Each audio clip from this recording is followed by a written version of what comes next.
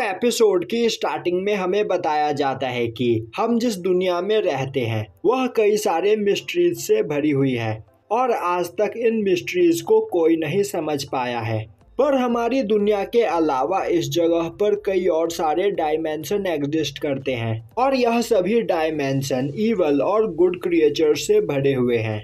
और उन डायमेंशन में जो ईवल क्रिएचर्स मौजूद है वह बाकी के सभी डायमेंशंस का दरवाजा खोलकर दूसरे डायमेंशंस में जाकर उन्हें डिस्ट्रॉय कर देना चाहते हैं, पर उस जगह पर मौजूद गुड क्रिएचर्स उन्हें रोकते हैं। और आज से कई 100 साल पहले कुछ ईवल क्रिएचर्स हमारे डायमेंशन में घुस आए और उन्होंने अर्थ को डिस्ट्रॉय करने की कोशिश की, पर उन्हें रोकने के लिए उनके पीछे कुछ गुड क्रिएचर्स भी यहाँ पर आ चुके थे, जिन्होंने इंसानों के साथ मिलकर उन ईवल क्रिएचर्स को 2 डायमेंशनल प्लेन में कैद कर दिया। अब हमें एक मॉन्स्टर को दिखाया जाता है जो कि एक ईवल क्रिएचर होता है और अपने सामने मौजूद एक पर्सन और एक क्रिएचर से बोल रहा होता है कि जल्दी से मुझे इस सेकंड डायमेंशन से आजाद करो वरना मैं तुम दोनों को जान से मार दूंगा।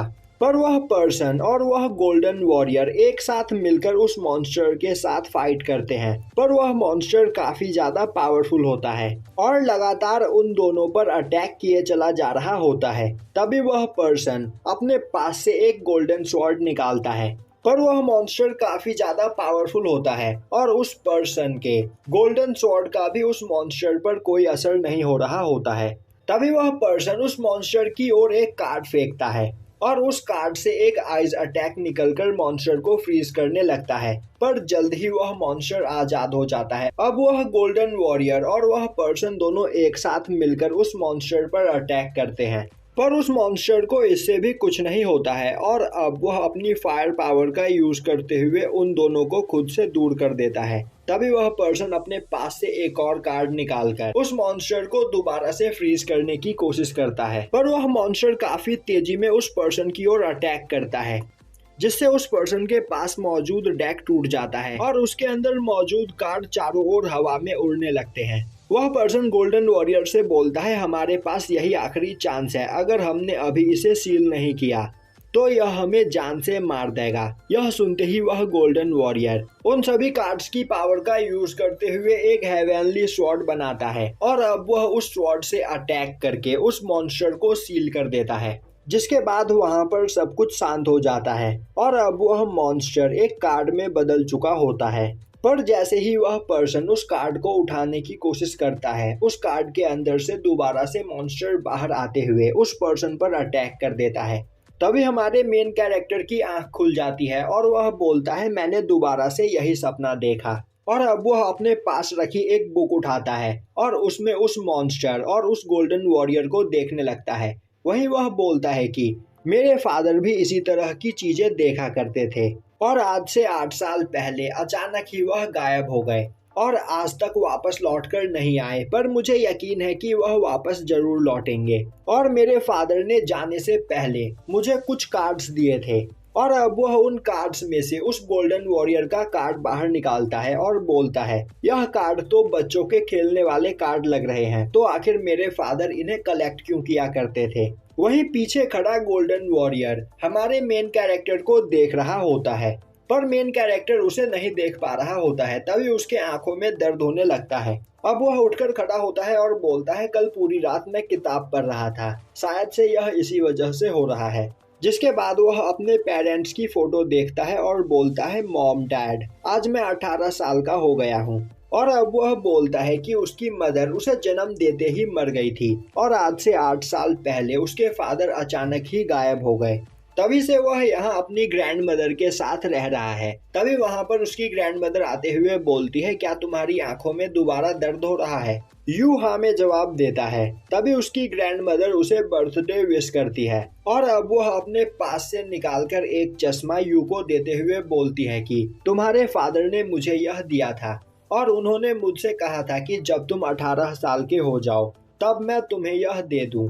अब यू उस चश्मे को पहनता है और तभी उसके आंखों का दर्द चला जाता है, जो देखकर वह काफी खुश होता है। अब यू बोलता है ग्रैंड मदर मैं स्कूल जा रहा हूँ और वहाँ से लौटकर मैं अपने जॉब पर चला जाऊँगा, तो आप यहाँ पर खाना खा लीजिएगा। उसकी ग्रैंडमदर बोलती है, तुम सच में बहुत मेहनती लड़के हो, तुम यहाँ पर पढ़ाई भी करते हो और पार्ट टाइम जॉब भी। यू बोलता है, ग्रैंडमदर आपको परेशान होने की जरूरत नहीं है, बस कुछ दिनों के बाद हम दोनों किसी लॉन्ग ट्रिप पर घूमने के लिए चलेंगे, तब तक मैं आपके लिए कुछ करना चाहता हूँ। और अब हमें पता चलता है कि यू की ग्रैंडमदर हमेशा बीमार रहती है और यू ही हमेशा उनकी देखभाल करता है। अब यू अपने स्कूल की ओर चला जाता है। अब उसके जाने के बाद ग्रैंडमदर यू के फादर के फोटो को देखते हुए बोलती है, यू सच में मेहनती लड़का है, पर मैं उसे तुम्हारे नक्शो कदम पर नहीं चलने दूंगी, वरना वह भी तुम्हारी तरह गायब हो जाएगा। अब दिखाया जाता है कि यू अपने स्कूल की ओर जा रहा होता है, तभी उसे एक आवाज सुनाई देती है जो उससे बोल रही होती है, तुम्हारी पावर अवेक हो चुकी है, मैं तुम्हारे अंदर मौजूद क्वीन हाई को महसूस कर सकता हूँ। तभी यू उस जगह पर दौड़ते हुए एक इलेक्ट्रिक वुल्फ को देखता है, जो देखकर उसे यकीन नहीं होता है। उसी वक्त वह इलेक्ट्रिक वुल्फ यू पर अटैक कर देता है, पर तभी यू का बैग ग्लो करने लगता है और वह यू को पीछे खींचकर उस अटैक से बचा लेता है। पर उस थंडर वुल्फ के अटैक से वहां की जमीन टूट जाती है और एक छोटी लड़की वहां पर नीचे गिरने लगती है। यह देखते ही यू दौड़ता हुआ उसे बचाता है। तभी वह थंडर वुल्फ हंसता हुआ बोलता है, तुम सच में बहुत ज्यादा केयरिंग हो, तो अगर तुम नहीं चाहते कि इस जगह पर मौजूद लोग हर्ट हो तो मेरे पीछे आओ। अब यू बोलता है, तो यह कोई सपना नहीं है और अब मैं समझ गया हूँ कि मैं रोज जो सपना देखता हूँ तुम उसी सपने के एक विलन हो। और अब यू उस वुल्फ का पीछा करने लगता है। अब हमें वहाँ पर एक लड़की दिखाई जाती है जो यू को देखते हुए बोल रही होती है, यह सच में एक नाइस पर्सन है जो अनजान लोगों को बचाने के लिए अपनी जान खतरे में डाल रहा है। वहीं उस लड़की के पास भी दो स्पिरिट होते हैं। अब वह वुल्फ यू को भगाता हुआ अपने साथ एक गली में ले आता है। अब वह वुल्फ भागता हुआ एक दीवार में मौजूद दरवाजे में घुस जाता है, जिसे देखकर यू भी उस दरवाजे को खोलकर उसके अंदर जाता है। तभी वह देखता है कि वह एक मैंशन में पहुंच चुका है। तभी उसे एक लड़की की आवाज सुनाई देती है जो उससे बोल रही होती है, तो तुम्हारी पावर अवेक हो चुकी है। और अब उस जगह पर एक दरवाजा खुलता है और अब यू उस दरवाजे के अंदर आता है तो वह एक सिटी में पहुंच जाता है। तभी उसके सामने उस थंडर वुल्फ का कार्ड आता है और अब उस कार्ड के अंदर से वह थंडर वुल्फ निकलकर बाहर आ जाता है, जो देखकर यू को कुछ भी समझ में नहीं आता है।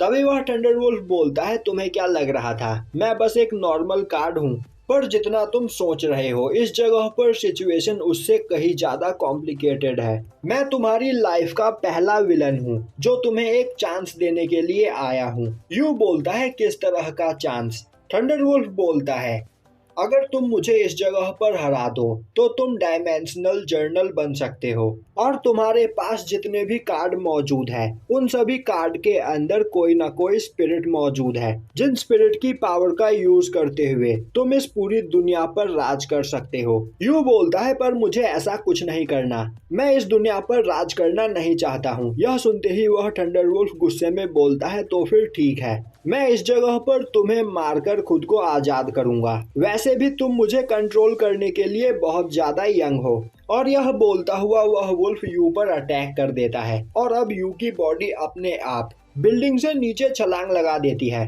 तभी उसे एक कार्ड दिखाई देता है और यह उसके फादर का कार्ड होता है। अब वह देखता है कि यह गोल्डन वॉरियर है और अब गोल्डन वॉरियर यू से एक स्पेल बोलते हुए उसे समन करने के लिए बोलता है। अब यू उस स्पेल को बोलता है, तभी वह काफी तेजी से जमीन पर आ गिरता है, पर इतनी ऊंचाई से गिरने के बाद भी उसे चोट नहीं लगती है और अब वह फील करता है कि उस कार्ड से उसे पावर मिल रही है। तभी गोल्डन वॉरियर उसके सामने आ जाता है और बोलता है, इस जगह पर मैंने तुम्हें प्रोटेक्ट किया और जब से तुम पैदा हुए हो उसी दिन से मैं तुम्हें प्रोटेक्ट कर रहा हूँ, क्योंकि तुम्हारे ही पास वह पावर है जिसका यूज करते हुए तुम डायमेंशंस को अनसील कर सकते हो। तभी वह वुल्फ भी वहां पर आ जाता है और उस पर अटैक करने के लिए तैयार हो जाता है और यहीं पर यह एपिसोड खत्म हो जाता है।